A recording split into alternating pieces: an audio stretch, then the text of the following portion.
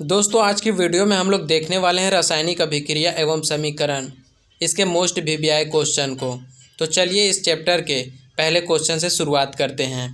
पहला क्वेश्चन है, lead nitrate चूर्ण को एक परख नली में लेकर गर्म करने पर भूरे रंग का धुआं उत्सर्जित होता है। यह धुआं है, आपके ऑप्शन दिए हुए हैं ऑक्सीजन गैस, ऑप्शन बी में है NO2 गैस, और ऑप्शन सी में है N2 गैस, और ऑप्शन डी में है PBO गैस। दोस्तों इसका सही आंसर हो जाएगा ऑप्शन नंबर बी। चलिए आगे देखते हैं।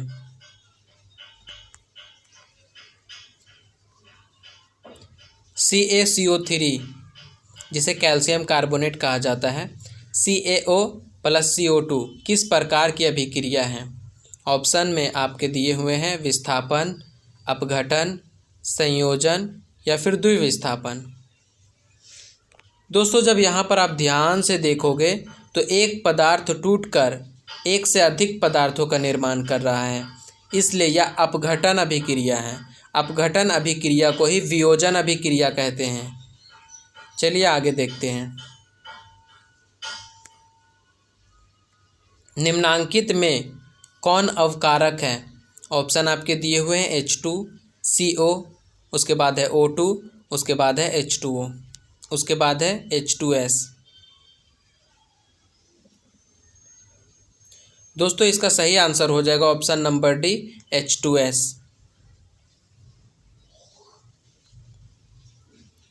श्वसन किस प्रकार की अभिक्रिया है? ऑप्शन आपके हैं अपचायन, संयोजन, ऊष्माक्षेपी। दोस्तों इसका सही आंसर हो जाएगा ऑप्शन नंबर सी, ऊष्माक्षेपी।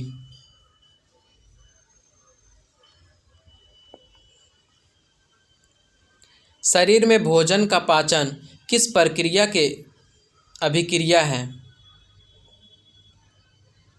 शरीर में भोजन का पाचन किस प्रकार की अभिक्रिया है? ऑप्शन ए है अवकारक, ऑक्सीजन, उदासीनीकरण, विद्युत अपघटन। दोस्तों इसका सही आंसर हो जाएगा ऑप्शन नंबर बी, ऑक्सीकरण। शरीर में भोजन का पचना ऑक्सीकरण अभिक्रिया है और इसमें ऊष्मा भी निकलता है। निम्नलिखित में कौन ऑक्सीकारक है? ऑप्शन आपके दिए हुए हैं H2CO, H2S, O2।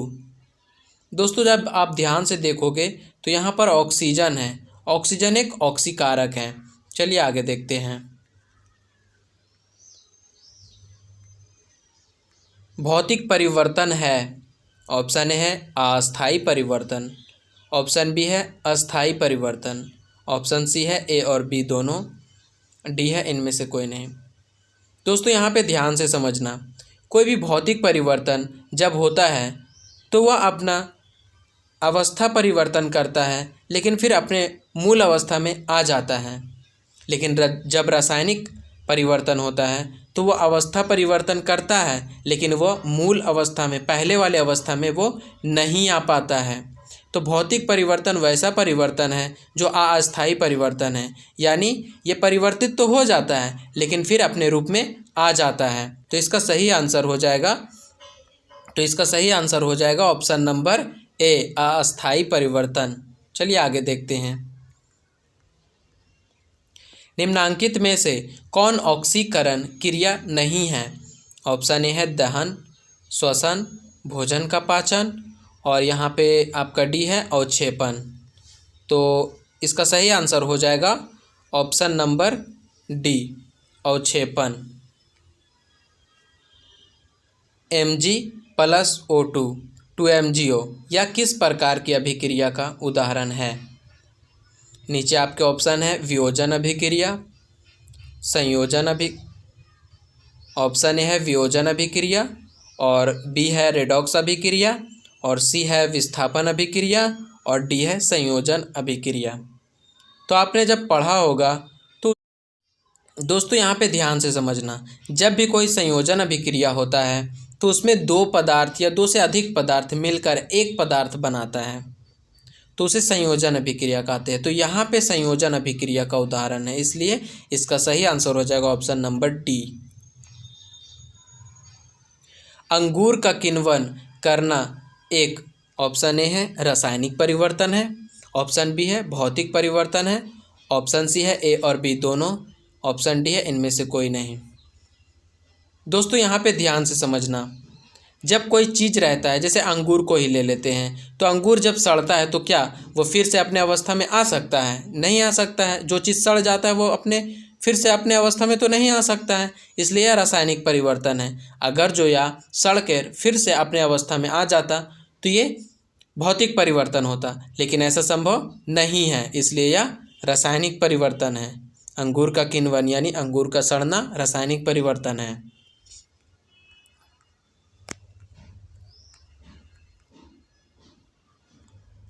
Lead nitrate तथा पोटेशियम आयोडाइड के विलयन को मिलाने पर अवक्षेप बनता है। इस अवक्षेप का रंग है, ऑप्शन दिए हुए हैं श्वेत, भूरा, नीला, पीला। दोस्तों इसका सही आंसर हो जाएगा ऑप्शन नंबर डी, पीला। निम्नलिखित में से कौन रेडॉक्स अभिक्रिया है? ऑप्शन ए है H2+ Cl2 HCl। आपके तीनों ऑप्शन है, आप देखिए और बताइए। दोस्तों इसका सही आंसर हो जाएगा option number A, H2+ Cl2 2HCl।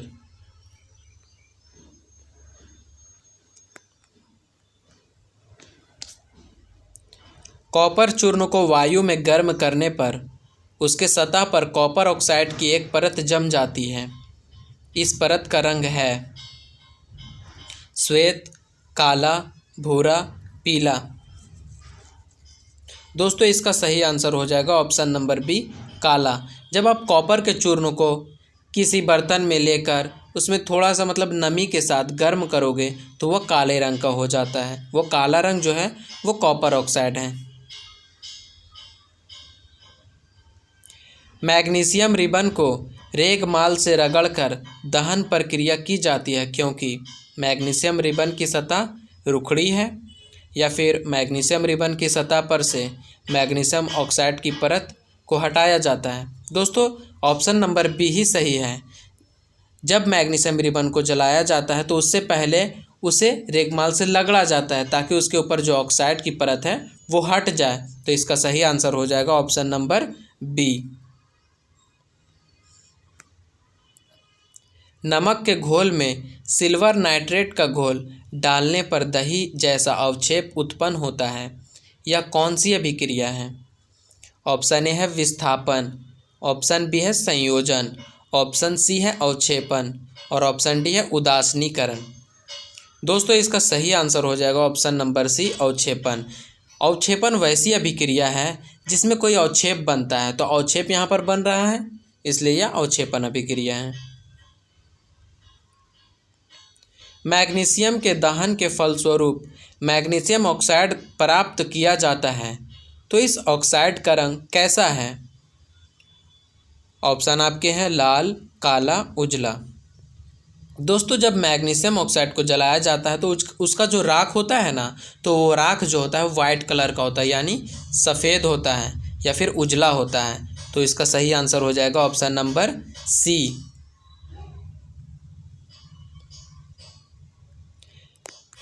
जिस अभिक्रिया में अवक्षेपन का निर्माण होता है उस अभिक्रिया को क्या कहा जाता है?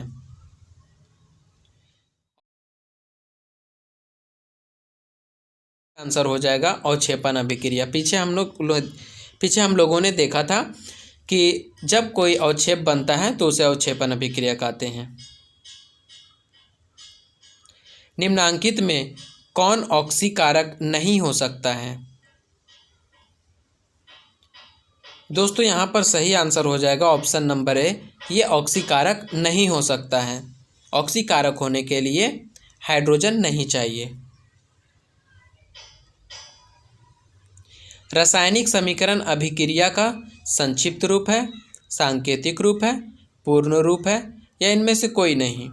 दोस्तों इसका सही आंसर हो जाएगा ऑप्शन नंबर ए, जब कोई रासायनिक अभिक्रिया होता है तो देखते हैं कोई कहानी की तरह लिखता है, तो वो कहानी की तरह ना लिखे बल्कि शॉर्ट में लिखे, तो उसी को शॉर्ट को ही संक्षिप्त रूप में लिखने को कहा जाता है संक्षिप्त रूप।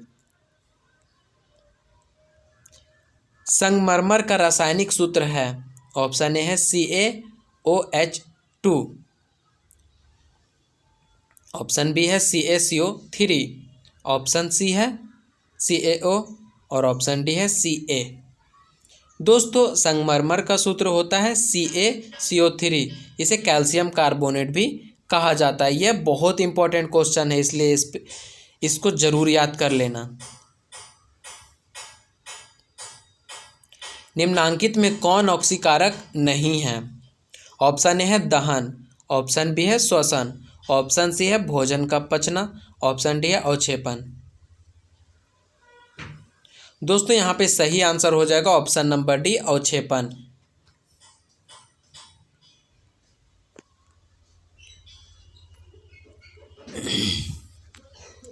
अगर किसी रासायनिक अभिक्रिया में हाइड्रोजन का अनुपात बढ़ जाए या ऑक्सीजन का अनुपात घट जाए तो ऐसी अभिक्रिया क्या कहलाती है? ऑप्शन आपके हैं उपचयन अभिक्रिया, ऊष्माक्षेपी अभिक्रिया, अपचयन अभिक्रिया, अवक्षेपण अभिक्रिया। दोस्तों यहाँ पे आप ध्यान से देखना, जब ऑक्सीजन घटता है तो यह अपचयन अभिक्रिया होता है और हाइड्रोजन जब बढ़ता है तो यह अपचयन अभिक्रिया होता है। तो इसका सही आंसर हो जाएगा ऑप्शन नंबर सी। सूर्य के प्रकाश की उपस्थिति में पौधे CO2 और H2O से अपना भोजन ग्लूकोज तैयार करते हैं, या निम्न में से कौन सी क्रिया है? ऑप्शन आपके हैं विस्थापन, विघटन, अवक्षेपण, प्रकाश रासायनिक। आपको पता है कि सूर्य अपना भोजन प्रकाश की उपस्थिति में बनाता है, तो इसका सही आंसर हो जाएगा ऑप्शन नंबर डी, प्रकाश को रासायनिक में परिवर्तन करता है। निम्नांकित में से कौन सूर्य प्रकाश अपघटित हो जाता है?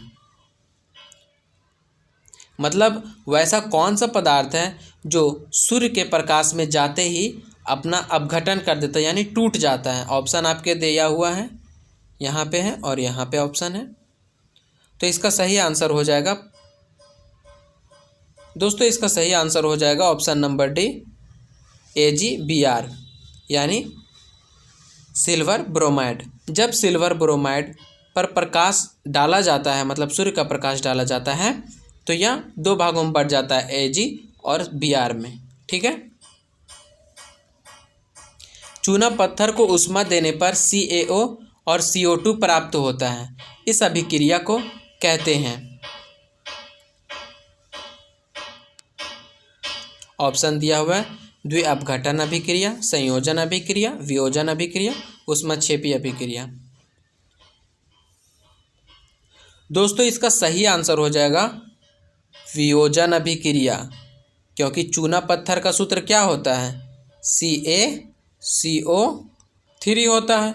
अब इस पर जब ऊष्मा दिया जा रहा है तो यह दो भागों में टूट जा रहा है, CaO और CO2 में। तो यानी जब एक पदार्थ टूटता है और एक से अधिक पदार्थ का निर्माण करता है तो उसे वियोजन अभिक्रिया कहते हैं, या फिर विघटन अभिक्रिया भी कहते हैं। अगर गर्म CuO पर H2 गैस प्रवाहित किया जाए तो परत किस रंग का हो जाएगा? ऑप्शन ए है लाल रंग का, ऑप्शन बी है काले रंग का, ऑप्शन सी है भूरे रंग का, ऑप्शन डी है पीले रंग का। दोस्तों जब CuO पर हाइड्रोजन गैस प्रवाहित किया जाता है तो वह अपने मूल अवस्था में आ जाता है, यानी भूरे रंग का हो जाता है। श्वेत सिल्वर क्लोराइड सूर्य के प्रकाश में धूसर रंग का हो जाता है, ऐसा क्यों होता है? ऑप्शन आपके दिए हुए हैं। सिल्वर क्लोराइड का वियोजन यानी Ag का Cl में होता है। ऑप्शन बी है सिल्वर क्लोराइड में सिल्वर क्लोराइड से Ag के बनने से। ऑप्शन सी है सिल्वर क्लोराइड से Cl बनने में। ऑप्शन डी है सभी सही है। कौन सा सही आंसर है दोस्तों? इसका सही आंसर है ऑप्शन नंबर ए। चलिए आगे देखते हैं। उपचयन अपचयन अभिक्रिया को क्या कहते हैं? ऑप्शन ए है रेडॉक्स अभिक्रिया और ऑप्शन बी है ऊष्माशोषी अभिक्रिया। दोस्तों इसका सही आंसर हो जाएगा रेडॉक्स अभिक्रिया। मैग्नीशियम रिबन के वायु में दहन के फलस्वरूप श्वेत पदार्थ मैग्नीशियम ऑक्साइड बनाता है। इस अभिक्रिया में Mg का क्या होता है? ऑप्शन आपके हैं अपचयन, उपचयन, अपचयन उपचयन, इनमें से कोई नहीं। दोस्तों इसका सही आंसर हो जाएगा उपचयन, यानी ऑप्शन नंबर बी। संक्षारण किस प्रकार की अभिक्रिया है?